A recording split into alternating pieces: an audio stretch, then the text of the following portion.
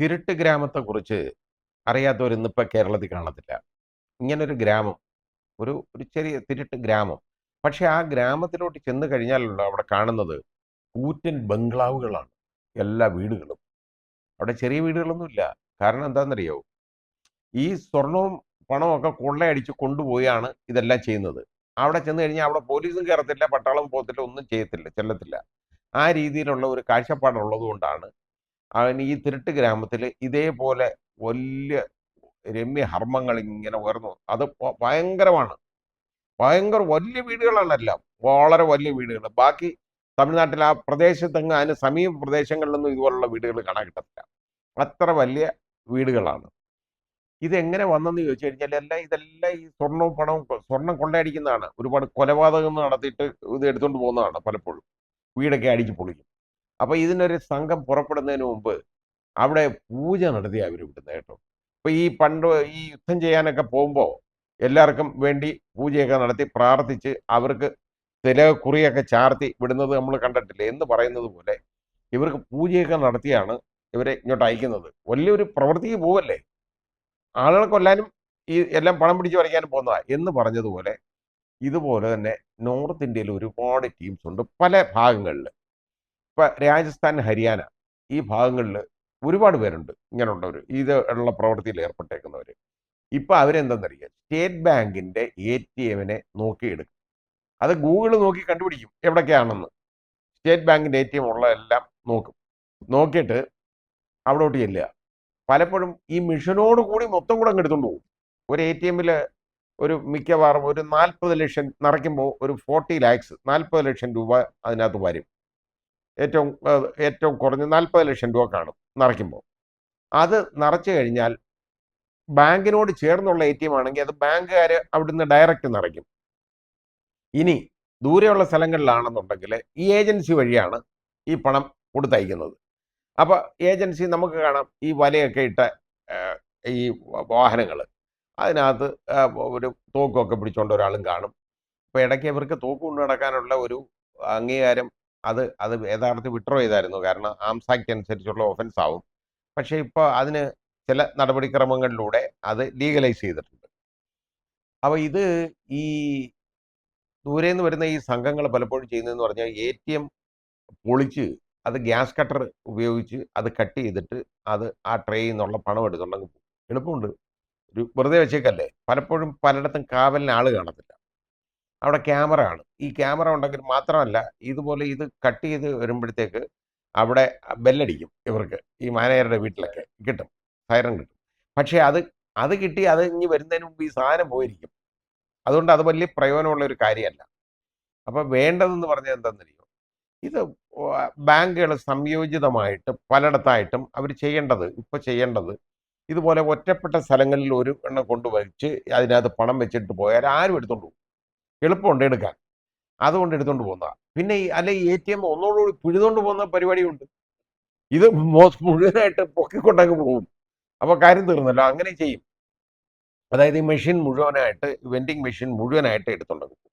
അങ്ങനെയും ചെയ്യാം. കാരണം ഇത് അവിടെ വെച്ച് പൊളിക്കാനൊക്കെ വല്ല സമയമില്ല, പലപ്പോഴും കിട്ടത്തില്ല. ഇപ്പോൾ ഹരിയാനയിൽ നിന്ന് വന്ന ഒരു ടീം, അവന്മാർ വലിയ കള്ളന്മാരാണ്. അവന്മാർ വന്നേക്കുന്നത് മുഴുവൻ ഇത് വന്നിട്ട് ഇതുപോലെ SBIയുടെ ATM നോക്കി എടുക്കുകയാണ്. അവിടെ ചെന്നിട്ട് അത് പൊളിച്ച് തന്നെ എത്രയോ സ്ഥലത്ത് നിന്ന് ഒരെണ്ണം പൊളിക്കുമ്പോൾ എങ്ങനെയായാലും ഒരു 40 ലക്ഷം രൂപ ഫുള്ളാണെങ്കിൽ കിട്ടും. അല്ലെങ്കിൽ എങ്ങനെയായാലും ഒരു 10-20 ലക്ഷം രൂപയ്ക്ക് മേളിൽ എപ്പോഴും കിട്ടും. വളരെ എളുപ്പമുള്ള ഒരു കാര്യമല്ലേ. അത് പൊളിക്കും. പൊളിച്ചിട്ട് ഒരു ലോറി കൊണ്ട് പാർക്ക് ചെയ്തേക്കാണ്. അതായത് കണ്ടെയ്നർ ലോറി വലുത് കൊണ്ട് പാർക്ക് ചെയ്തേക്കുക.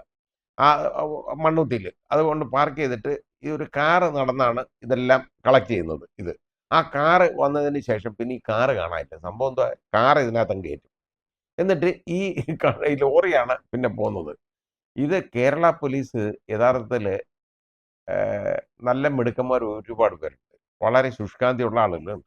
അവരുടെ ശ്രദ്ധയിൽപ്പെട്ടു ഇങ്ങനെ ഒരു ലോറി ആവശ്യമില്ലാതെ കിടക്കുന്നത്. ഇത് മൂവ് ചെയ്ത് കഴിഞ്ഞപ്പോൾ അവർക്ക് മനസ്സിലായി ഇത് എന്തോ പ്രശ്നമുണ്ട്. വെറുതെ ഒരു ദിവസം ചുമ്മാ കിടന്ന ഒരു ലോറിയാണ്, നോർത്ത് ഇന്ത്യൻ രജിസ്ട്രേഷൻ. ലോറി പോയി കഴിഞ്ഞപ്പോഴപ്പോൾ നമ്മുടെ പോലീസിന് സംശയമായി.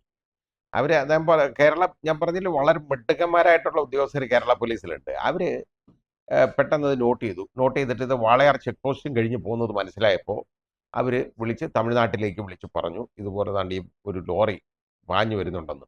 ഭയങ്കര സ്പീഡിലായി പോന്നേ. പോവാന്ന് പറഞ്ഞ് കാണുന്ന പോലത്തെ വണ്ടിയെല്ലാം ഇടിച്ചു പറിച്ചിട്ടാ പോന്നേ. അതാണ് ഈ സംശയം കൂടാനും കാരണം. ഏതായാലും അത് പിടിച്ചു.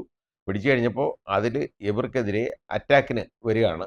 അത് ഏതായാലും ഒരുത്തനെ അതിൽ വെടിവെച്ച് കൊലപ്പെടുത്തേണ്ടതായിട്ട് വന്നു. തമിഴ്നാട് പോലീസ് അത് ചെയ്തിട്ടുണ്ട്. ബാക്കി ഉള്ള ഈ 5 പേരെയും അതിനകത്ത് പിടികൂടി. പക്ഷേ ഈ പിടികൂടി കഴിഞ്ഞപ്പോൾ ഇത് തുറന്നു കഴിഞ്ഞപ്പോൾ എന്താ നോക്കുന്നത്, കാർ ഇതിനകത്തുണ്ട്. ആ കാറിൻ്റെ ഡിക്കി തുറന്നപ്പോൾ അതിനകത്ത് മുഴുവൻ പണം കേട്ടോ. ഇതിനകത്ത് ATM മെഷീൻ ഉൾപ്പെടെ ഇരിക്കുകയാണ് ഇതിനകത്ത്. വേറെ എവിടുന്നൊക്കെ ഉള്ളതൊക്കെ ഉണ്ട്. ഇവിടുന്ന് മാത്രം തൃശ്ശൂരിൽ നിന്ന് 3 എടുത്തത് മാത്രമല്ല, വേറെ പല സ്ഥലങ്ങളിൽ നിന്നും എടുത്ത കാര്യങ്ങളുണ്ട്. വലിയ കളക്ഷനാ.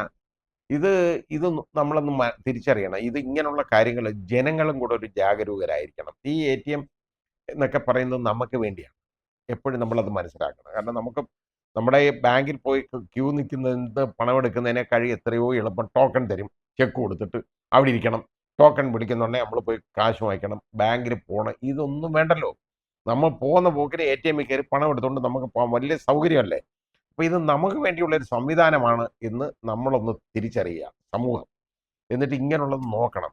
അത് ഇനി മാത്രമല്ല, ബാങ്കുകാർ യഥാർത്ഥത്തിൽ ചെയ്യേണ്ടത് എന്നറിയോ, ഒരു ക്ലസ്റ്റർ പോലെ ഒരു 4-5 ബാങ്ക് ചേർന്നാൽ, അപ്പോൾ ഒരു ബാങ്കിന് മാത്രമായിട്ട് എസ്റ്റാബ്ലിഷ്മെന്റ് കോസ്റ്റ് വരുന്നില്ല.